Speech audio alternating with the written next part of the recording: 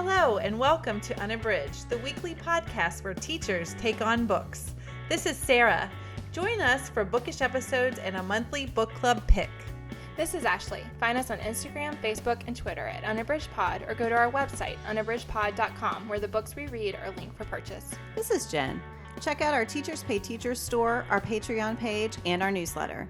Please rate, review, and subscribe on Apple Podcasts to support us. You want opinions about books? We've got them. Hello, everyone. Welcome to episode 162, Book Recs for Reaching Your Goals in 2021. We have a very special guest today with us. It is our friend Adam Schaeuble. He has two podcasts. He is an overachiever. Million Pound Mission is one, and the other is Podcasting Business School. So if you are ever thinking about starting your own podcast, that is a great podcast to listen to for tons of great tips for running your own podcast. Before we get started with our bookish check-in, we want to share one of the reviews we got recently. We are loving to see those and read those. They make us so happy. This is what one listener said. This is my favorite podcast. I love that I can get great book recommendations for my students, my kids, and myself all in one place. Can't wait for each new fun episode. So we love to read those. They make us like the happiest people. So please keep writing, reviewing, subscribing. That helps us so much. It helps people find our podcast, and it just makes us happy. So make sure if you haven't done that to go out and do that as soon as possible. Now we're going to start the way we always get started with our bookish check-in. Ashley, do you want to tell us what you're reading now? Sure. So I had one that I was planning to talk about, and then this one snuck up onto my TBR last night, and I was so glad to pick it up, and so I wanted to share it instead. I finally read Jason Reynolds' For Everyone, and this is actually a long form poem in a book, and it's essentially a letter that Reynolds is writing to himself, but it is a rallying call for people. And I'm so grateful that I made time for that. It moved really quickly and was such a joy to read. I just really admire him as a writer, and I actually felt like it came along at a great time for me. It goes really nicely with the books that we're talking about today. Actually, The Power of Moments that I read that I'm going to be talking about just spoke to how to kind of elevate the everyday, and I felt like that was what this book celebrates as well. So again, it is just the whole book is one long form poem, and it is cheering on people's desires to be their best self and to do the hard work of creativity and of taking the risk instead of just kind of staying in the comfort but dissatisfaction of the everyday. And so, like I said, it just really spoke to me. I felt like it was something that meant a lot, and also that could be accessed in such a quick way. It's funny because it's been sitting on my shelf for such a very long time, and I had never taken the short amount of time it took to read it from cover to cover, and I'm so glad I did. So again, that's Jason Reynolds, For Everyone. And I think it is a great book to read and also a great book to gift to other people. That one's sitting on my TBR too. So The winter is a good time to read it. Adam, what are you reading? Well, I'm excited that you asked me. I have a few books that I read every year, like just as brain food. So one of my books that I like to read at this time of year, just kind of gets me, it's a nice end of year thing, is How to Win Friends and Influence People, Dale Carnegie. And that's how you say the last name. It's not Carnegie, it's Carnegie, which I just discovered that. But I love that book just because dealing with other people and looking at things from their perspective and how we could benefit them first, add value first, talk about what they're interested in so that they will be interested in speaking to us. I just feel like that's just a rhythm of life I need to revisit every single year. And so this is the first time I've actually listened to it on audiobook. Normally I read the physical book, but I'm doing audiobook right now because I get a few going, and I try to compartmentalize. We've talked about this when you guys came on my show, where There's certain types of books I like to do audio, certain types of books I need the physical book. But it's such a good book. It's a classic, and that's definitely on my list that I read every single year. That's great. I have never read that one. I haven't haven't either. What? No. That I've was a heard good of pitch it for for it, sure. though. I've heard good know. things about it, and Yeah. I appreciate that perspective on how, I can see how it can be really valuable. Okay, because the title is misleading, because it could be like, oh, how do I trick people? And that's not what it's about. It's how do you win friends and influence people by speaking to them in a way that they will be accepting of hearing what you have to say, but also being an amazing listener. Like, that's the biggest lesson that you pull out of that, is how to listen and speak in a way that is respectful to another person, so they are interested in having a conversation in a relationship with you, instead of being a sneaky, tricky, sales-ish person. So it's a terrible title, really, is what it is, but it's a great book. That sounds great. Yeah, it does. Jen, what are you reading? So I am in the middle of Isabel Wilkerson's The Warmth of Other Suns, the epic story of America's Great Migration, which I would not call a light read right now. This is one that has been on my TBR for a really long time. And as so often happens, I was pushed to pick it up by a buddy read. And I knew I wanted to read it, but sometimes I have that barrier of books that I know are important, but that are dense. And it's tough to get started because I know it's going to take a while and it's going to be some work. But it is so good. And she is such a great storyteller. So she is focusing on the migration of Black Americans from the South to the North to the West, and she is focusing on three people. One left in 1930s, one in the 1940s, and one in the 1950s. And the way she focuses on their story, on each of their stories, and the things that propelled them to move, and then uses that as an example of what led to this whole scale migration in the United States, I think makes it feel more like a story. It makes it feel more like fiction, because you're focused on these characters' lives and the suffering they faced and the things that they went through that finally made them make the really difficult choice to leave their homes and their families and to take a risk and go somewhere different in the hopes that life would be better. So I am blown away. I'm almost exactly halfway through. So I still have a ways to go, but it is as impressive and as amazing as I hoped it would be. Gosh, that sounds great. That sounds That's really great. good.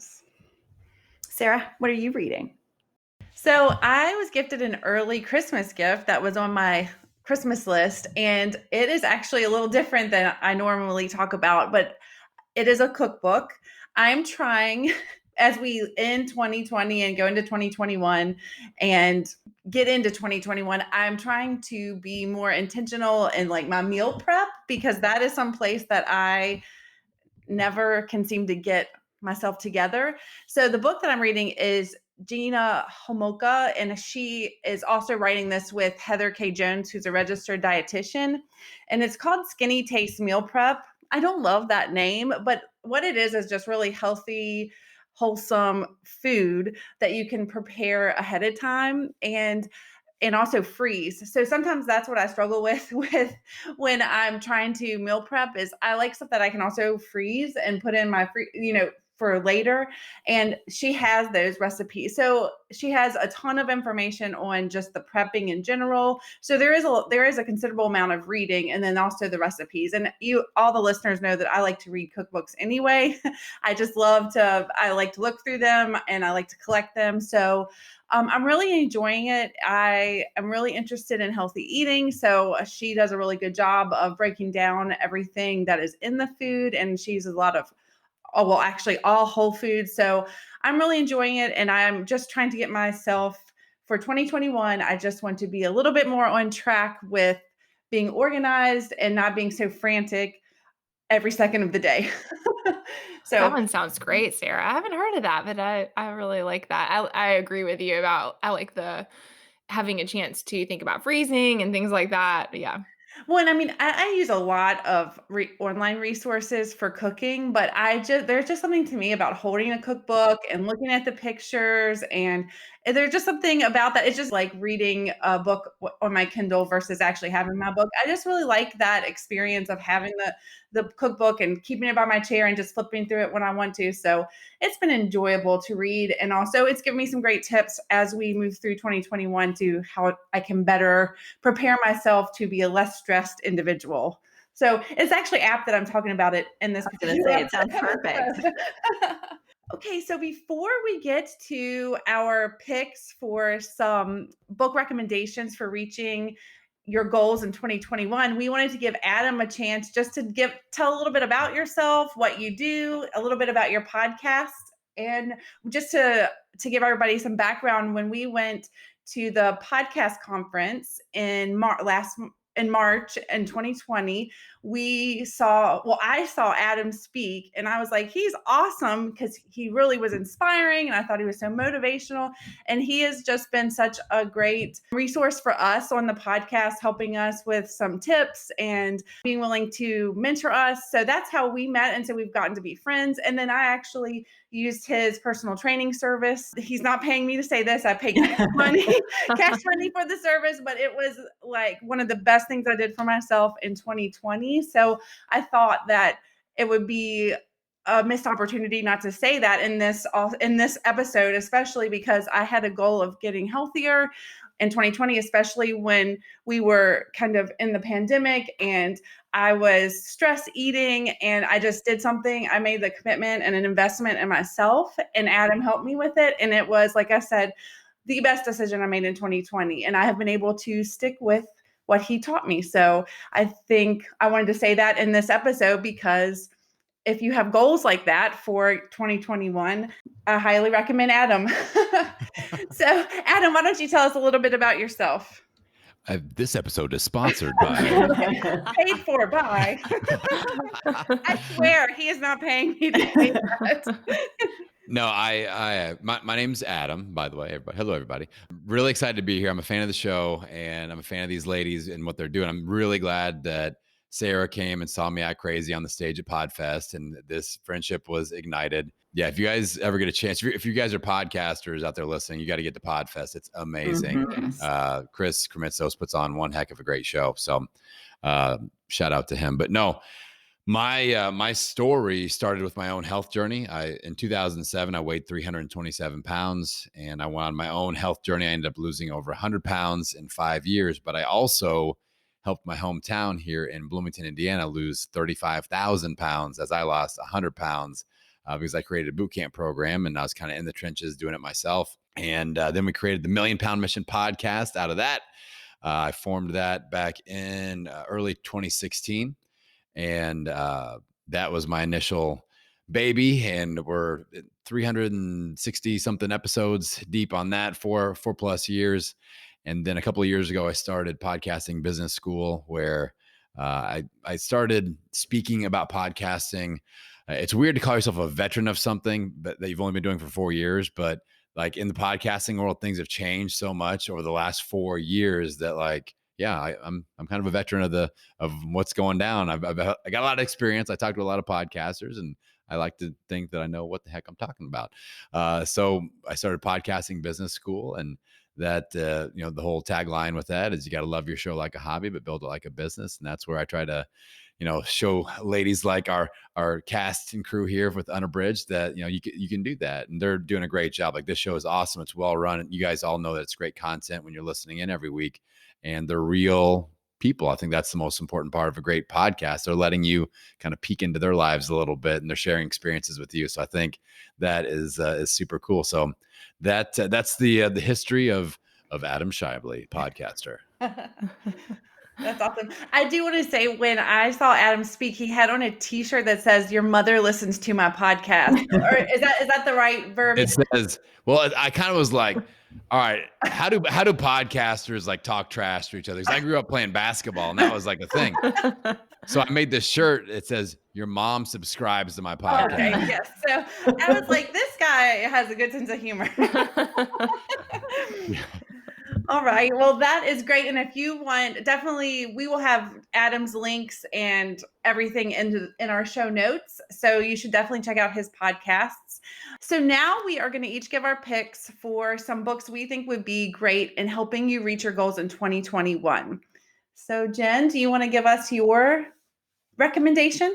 Absolutely. So I am recommending Charles Duhigg's The Power of Habit, Why We Do What We Do in Life and Business. And Adam is nodding. I just love this book. This is one of my most recommended books for somebody that's trying to lose weight. So Yeah. continue, Jen. Thank you. Thank you. Yes, I really love this one. So I read it a few years ago in print, and then I just re-listened or reread it via audio, and it works in both formats. I thought the narrator was great. This one is really interesting, first because I think it illuminates something that we don't think about all the time, which is just the habits that run our lives. And so Duhigg does a great job just establishing how important habits are and the way that this thing that we don't think about, that's the definition of habit, things that we do that we don't think about, really can shape every day and, longer term can shape our whole paths forward. And then he talks about, his tagline is habits are not destiny. And so he talks about ways that we can deliberately reshape those habits and make them work for us. And I just think it's brilliant. He has, first of all, he's a great storyteller. So he has these great examples. He talks about Tony Dungy and the way he took a team to win the Super Bowl. He talks about the way advertising executives figured out how to make people want to use Febreze. He talks about how people started brushing their teeth. So he's just talking about all of these great examples that make it easy to understand his approach to all of these different types of habits. And then he just talks about the ways that we can use them. So if someone is doing rehab, which is really challenging, what do you need to do? How do you make a habit of taking that first step that gets you on the path to rehab? If you have an addiction that you are trying to overcome, how do you analyze the cues that make you go to the addiction and then switch them so you replace them with something that can be helpful instead of harmful? So I don't want to give away everything in the book. I couldn't possibly. It's a 10-hour audiobook and we don't have that much time, but I just think it's great because it is both inspirational and very, very practical. And both times that I've read it, I've come away thinking, oh my goodness, so tomorrow I need to do this and I need to take this first step toward making this change just to make my life a little bit better. So that is Charles Duhigg's The Power of Habit, Why We Do What We Do in Life and Business. That sounds really good. It's really great. I'm going to put that on my list. It's amazing. It's so good. He takes a really confusing, or people just think habits. Oh, it's just like this mythical unicorn that appears in my life. It's just a thing that I can't control it. And he like breaks it down and goes, here's how we change it. Here's the A, the B, and the C, and here's where you can make a shift and it will work. And it's just like then it becomes a math formula, and it's very understandable. So I give it a high recommendation as well. That's great. Adam, what is your recommendation? Ooh, the pressure's on. My favorite book of all time is called The One Thing by Jay Papasan, Gary Keller. Have any of you read this one? No. Man, I am stumping the Unabridged crew today. We're adding to our TBR list. Okay. This is great for the year 2021 because I feel like 2020 just filled up our mind full of mess and we have so many things to try to take care of on the table. The One Thing is about finding the one thing currently in your life that if you accomplish this, it has the greatest impact over all the other things in your life. So it is a system to help you figure out what all of the things are. And then we start to rearrange them to where there's this pecking order where you say, okay, this thing is the most important focus point in my life. And if I drive towards that a little bit each day, it's going to have a trickle effect on everything else that I'm trying to accomplish. So for example, if somebody is struggling with the relationship with their spouse, maybe, and like they're not talking or whatever, and that's impacting their health and that's impacting their finances and that's impacting their relationship with their children, like that would be the one thing. Like you have to work on that top edge thing, and then everything else is going to start to get better. But once you figure that out, there's a great story where it talks about if you have a domino. Do you guys know much about domino physics? Anybody? Okay. Yeah, I didn't either. No. It's kind of a weird question to ask. So if you take a domino and push it over, it can knock over a domino twice its size. And then that one can knock over a domino twice its size, to where it's not that many dominoes until it gets to like Empire State Building size or whatever. So that's their philosophy is, okay, now that Empire State Building domino, that's the one thing. Let's work backwards. What's the first domino we have to flick over today to create momentum towards the one thing? And so it's really cool. It simplifies things. I feel like in 2021, we got to simplify before we multiply, and we gotta get things down into like very simple steps to start rebuilding our routines and our habits and the life that we were kind of on track, in 2019. And so I think it'll be super helpful and it'll be very inspirational. So that's by Jay Papasan and Gary Keller, The One Thing. That sounds great, man. I will say there's an echo there. So in The Power of Habit, he talks about keystone habits, and it reminded me of you talking about the dominoes. Like, what is the habit that you need to change that is going to unlock the rest of the habits? So Yep. I wonder how many of these echoes, I'm sure that we will hear these things resonate through these books, but yeah, that's really interesting. Ashley, what is your recommendation? When you were saying about stumping us, like I read very few of these books. This is definitely the area that I read the least, but every time I do, I'm so glad that I did. So I think I will be interested this year, especially as we're looking toward kind of setting some new habits and kind of getting back into a groove that's different than where we've been for the last long period of time. It'll be helpful to look at some of that. And I agree about the echoing, Jen. I think a lot of them do have some similar concepts, because at the base, we do know some things about what we can do to improve the quality of our lives, which I think is the goal of a lot of these books. So anyway, I wanted to talk about that was a long digression, but It was a good digression. Yes. I wanted to share Chip and Dan Heath's The Power of Moments, Why Certain Experiences Have Extraordinary Impact. And as is often true when I'm looking for a book or genre that is unfamiliar to me, I look to Jen and she recommended this one. And I'm so glad she did. I loved what they had to say. And I think that what really stood out to me is they are focused on the way that we remember and experience things, and that is actually determined by moments instead of by duration or all these other measures of experience. And so because of that, so that's the premise, is that moments are what matter.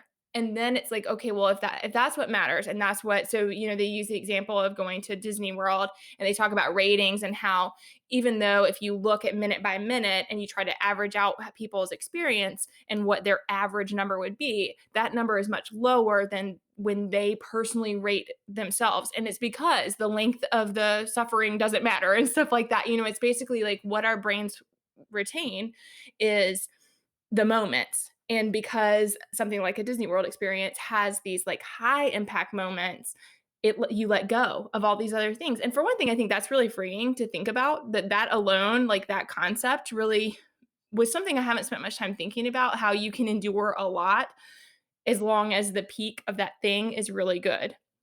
But then the crux of the book is about how to create more moments. So if moments are what matter, then how do we create more of them? And it's really practical application. They have 4 basic criteria, and they say it needs to be elevated. There needs to be a component of pride. There needs to be a connection, and it needs to have an insight. And if it has those 4 things, that is going to create or enhance a moment that might otherwise go unnoticed. And I thought that was really great. I love that idea of just looking at your everyday and thinking, what is something that I can do for my children or for my class or for my partner in order to elevate, or for myself, in order to elevate this experience and make it a moment instead of just a daily grind situation. Mm-hmm. And so they gave, and the other thing I really liked is that they gave tons and tons of concrete examples, which made it a lot easier to imagine how something could be taken from the mundane into the extraordinary. And so I felt like that was really helpful too, just envisioning, okay, we want to think about ways to have more of an impact. So what are some things that we can do to make that happen so that people are experiencing a fuller life? And so, I mean, I think that's the crux of their argument. And I did listen to this one on audio. Adam, you were saying about audio versus print. And I think that there are pros and cons because there were a lot of things that I did take notes while I was listening on audio because I felt like there were a lot of things that I wanted to remember that I wasn't sure I could retain through audio, but it was really enjoyable as a listening experience. So I think, and it's a way that, I mean, I'm like, oh, I could listen to more of these kinds of books on audio because, again, I think I picked up a lot of things from it and might not have time to read a print copy of a lot of them, but that's something I could consume on audio more easily. And so, yeah, I felt like it was a really rich reading experience. I thought that there were a lot of really great tips that I got out of it that I can put to practice in my own personal life and for the podcast and for my other job. So, all that felt really good. So again, that was Chip and Dan Heath's The Power of Moments. I'm so glad you liked that one. I just think, so often it seems like there are things that it's easier to just go through and just keep living life. But then I'm so glad, like you're saying with the kids, like with my boys, I'm so glad when I take the time to make a big deal out of decorating for Halloween, or we take the time to, put out some things for Thanksgiving holiday, even if it feels ultimately not important. It was interesting because our Thanksgiving was so different this year or in 2020. And the boys were talking about what they normally like doing over Thanksgiving. And they were very small things, but they were just things that because they happen every year, those moments I think have resonated with them or have stayed with them. And so, yeah, it's interesting to think about. Yeah, and thinking about the echoing, they spoke a lot to the importance of responsiveness. So that goes back to what you were saying, Adam, with the book you said for the bookish check-in as well. Just like that, the importance of like having these like really connecting with a person that so often that is the thing that makes moments impactful for people. And so they talked about that in healthcare. They talked about it in a lot of different spheres, but that part really resonated to me. Yeah, just making the time for those kinds of personal connections can make a big difference in what actually impacts people's lives in the long run, the things that they're going to remember and hold on to. What about you, Sarah? What's your recommendation? Well, like you, Ashley, this is a genre that I don't read a lot because I find sometimes that these are panic inducing in me because especially when I'm listening, I listen to a lot of audiobooks like when I'm exercising or cooking and when I'm listening to books like these types of books, sometimes I just get overwhelmed with what I'm not doing and I feel like I'm failing and especially I find when people are giving tips on parenting, then I'm like, "Oh no." Things are going bad here in the Boyd household, but I really tried to be intentional about the book that I chose. It's a book that has had a lot of buzz, and so my book is James Clear's Atomic Habits. First of all, the reason I chose this book is for the atomic part. So like small little changes that make a big difference.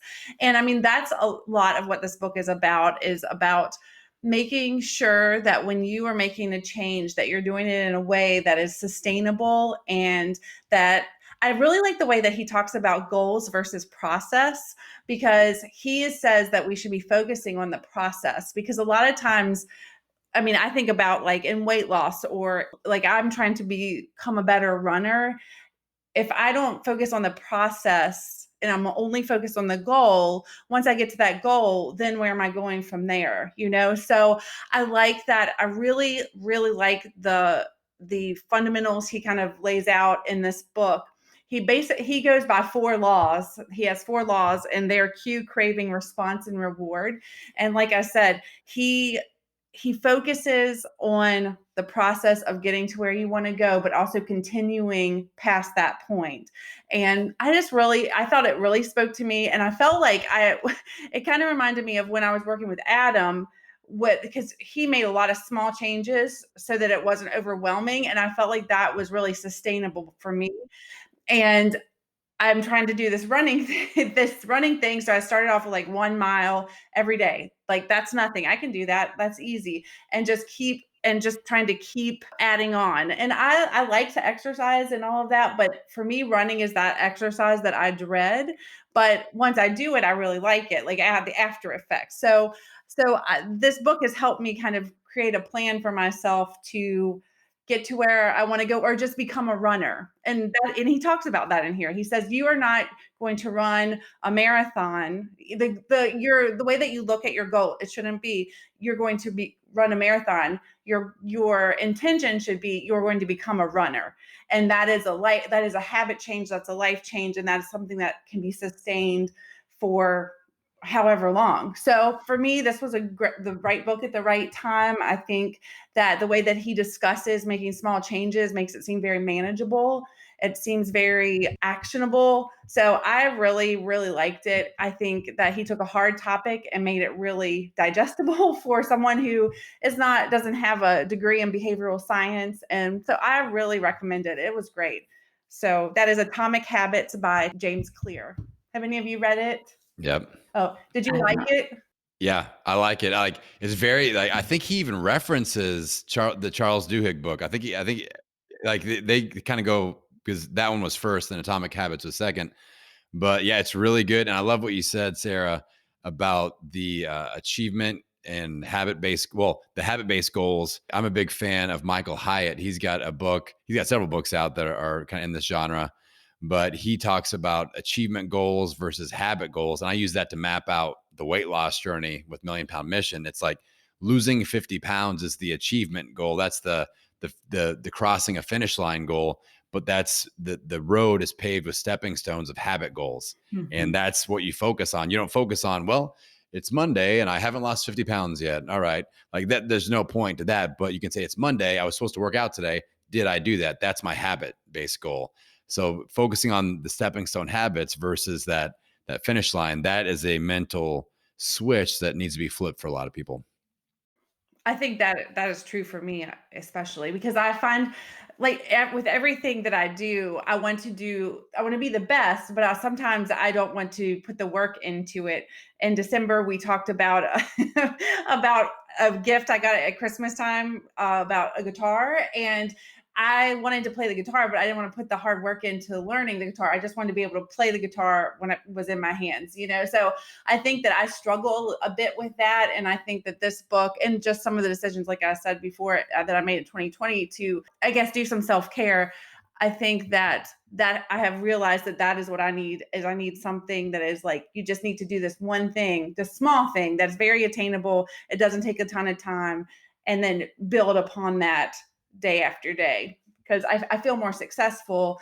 And it doesn't require 2 hours of time, which I sometimes don't have. So, All right. Well, I think, does anybody have anything else to say about this topic of, reaching goals in 2021? I'm feeling very inspired. Good. Like seriously, I want to go make lists. Well, I think these 4 books, if anybody out there is feeling like they've been driving the struggle bus a little bit, and a lot of us have been, like, this is your library to kick off a whole new mindset for 2021. It doesn't, like, you don't have to be trapped in that same zone. I'm a big believer in controlling what you can control, and one of the things we can control is what we're putting inside of our brain. And reading this sort of information is a good idea. So just something to think about. Yeah, and I was just thinking that I talked about this for Give Me One also, but that I have recently tried bullet journaling, and I'm not going to try to convert all of you right now, but I just think it was really freeing for me to try a different way of managing my lists and my tasks and all that kind of stuff. And a lot of the ways, I mean, you can do whatever you want. And I think what was freeing to me is that thought that, like, I can try this thing this week or this month, and then next month I can do something totally different. And it really echoes what these books are saying about do the small thing, do the little thing that can make a change and try it out. Because otherwise, same as you, Sarah. I mean, I feel like getting overwhelmed is definitely my obstacle. It's like starting is really hard for me. And it's because I always want everything to be perfectly lined up before I try. And I think I'm really having to commit for a long time a lot of times. And so, like, the bullet journaling's been really freeing, but a big part of it for a lot of people is tracking habit. And I can see how it's really desirable to have this concrete map, and it's just a lot of people use like color coding or things like that, but there are all these different designs that people use that for the month they're just like, I'm going to track these 2 things or these 5 things or these 10 things, and all I'm going to do is mark whether I did the thing or not. And I really like that because I can see how it gives you some accountability, but again, you could try something different the next month, but it does give you a visible way to show that you are making progress on these things that you have committed to trying. So That's all great. I feel inspired too. I don't know how to transition from this inspiring conversation into our give me one topic, but we're going to do it anyway. But I do love this topic because, as I've said, I love to talk about food and I love cookbooks and all that. So our give me one today that Adam gave us the idea for is name a food you could eat every day for the rest of your life. So Ashley, do you want to start us off? sure. This is a hard one for me because I like to have a lot of variety in food. It kind of drives my life partner crazy because he could eat the same meal, like he could cook chili on Sunday and then eat it every single day for the 7 days. And like that is not me. And so and so I like a lot of variety, but one food that I could definitely eat every day of my life for the rest of my life is avocado. For sure. I love it on everything in every way. I love guacamole, but I also love it plain, and I could put it on just about every item and eat it by itself. So I feel like good versatility, love it faithfully. I feel good about that one. That's my final answer. Jen, how about you? So this is a funny question because there are foods I eat every day for breakfast and for lunch. As Ashley and Sarah know, I have the same breakfast and the same lunch pretty much every day, barring vacations and other weird things. This is a very big difference between She Jen and is me. not kidding. It is exactly the same, not Yeah. a variation. Well, and it's fun. Sorry, this is a slight diversion, but it started when after I had my second child, I was trying to get back in shape, and one of the things that helped me was having predictable meals for breakfast and lunch every day, and I knew how many calories they were. And I put them in my little fitness tracker, and it's just stuck with me. And I have great, yeah. I'm okay with repetition, so it works out. But I do envy yeah, it because so I think for meals like breakfast and lunch, there's comfort in having the same thing every day Yeah. because it's something you can remove from your mental to-do list. Like you know that, you know the answer to that thing, and that is a struggle. So yeah, there's benefit for sure. So my food is I love Indian food, and we have some amazing Indian restaurants in Harrisonburg that I absolutely love. My husband also makes great Indian food, but the one thing that he can't quite replicate that the restaurants make is the naan. The way they make the naan in the Indian restaurants is perfection. And I should not eat that every day, but oh my goodness, I could eat that naan every single day. So that's my answer. Naan is so good. You need the clay oven for that. Yes, I we do like not have one of those. Christmas gift idea for next year. Obviously, Mayhem, is doing every Oh, yeah. kind of bread, every kind, and he's working on that one. So I'll let you know but it has not been. It is a challenge for sure. It's been too thick, basically, so far. It tastes good, but too thick, hard to replicate. Adam, what is your food? I'm glad this is going so well because I felt like at the beginning, the way Sarah set up, it's like, if this kind of sucks, Adam came up with the idea. Just so everybody knows. I just figured I didn't know how to transition from the inspirational goal setting to food, but Credit, not blame. no, It's all good. It's all good. All right. So this is an interesting question for me because I can still eat. Like I weigh 327 pounds. Like I can put down food, no problem. But I also follow it's less unique than it used to be, but it's still a unique lifestyle where I'm in the low carb, keto, even carnivore space where I've gone months where I eat only meat and that's it. And so I would have to go with the ribeye steak. And I kind of do eat ribeye almost every day anyway. So that's that. I use my air fryer. I love my air fryer, and I put the ribeye steak in there, and I get my protein and my fat going. I'm good to go. So that would be my give me one. If you go over and follow Adam on Million Pound Mission in his stories, sometimes he'll put his food. And one day he had, and it was like meat with other meat on top of it. Like we might put like a taco with some lettuce. He's like meat, and here's some more meat on top of it. So like, I mean, yeah. Meat, It reminds me of Parks and Rec when Ron has the photo album of all of the steaks he's ever eaten at this one restaurant. He's like, ooh, that was a good one, March of 2020 or whatever. It was so funny. So, yeah. You know that show is set in Indiana, right? Like That's right. that's those are my people. That's so great. So do you have a steak photo album? I mean, Got an Instagram. I bet I got some relatives that do. That's all I'm saying. And how about you, Sarah? Well, mine is similar to Ashley, but mine is guacamole. I love guacamole. I put it on salad. I put it on burgers. I can eat it on anything. I can eat it with a spoon. So I feel like that was like a Dr. Seuss. I thought we were getting into I am here, but anyway.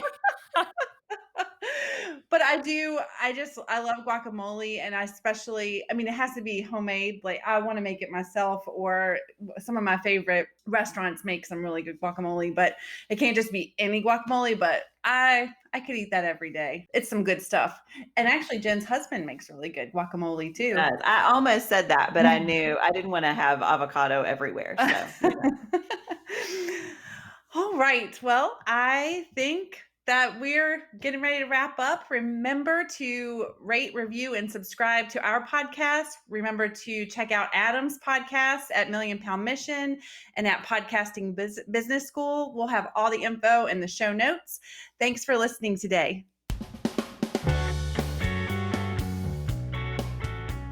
Do you have comments or opinions about what you heard today? We'd love to hear them. You can find us on Instagram, Facebook, and Twitter at Unabridged Pod, or on the web at unabridgedpod.com for a list of ways to support us. We'd like to thank Jared Featherstone, who composed our theme music, Strings of Light, and Katie Amy of Amy Photography, our podcast photographer. Thanks for listening to Unabridged.